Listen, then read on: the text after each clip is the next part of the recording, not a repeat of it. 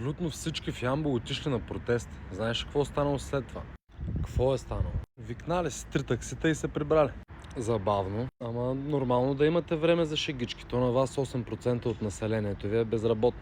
Това не е точно така. Поне 2 от тия 8% се занимават с нещо, просто не е точно легално. Добре. Остана уж по-голям град, нашето БВП на човек е 18 000, вашето 13 500. Май замират.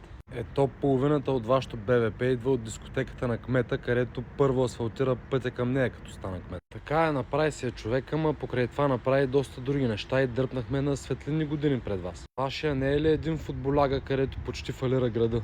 Той футболиста беше отдавна. А и може да е поизточил града, ама сложи 2 много хубави пейки с кошче в единия квартал.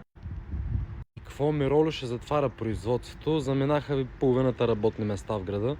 Ще затваря само мръсните части. Мислил да ги праща към Ямбол, ма нямате достатъчно квалифицирани кадри и ги пренасочил към Непал. Ама 70% имат достъп до канализация. При вас колко беше? 50%. Толкова е за момента, да, ама сега правят в един от най-големите квартали. През това време идваме при жените ви да ползваме вашата, докато сте на карандила събота и неделя, че във вашия град няма толкова какво да се прави. Село с малко я. Беги от тук.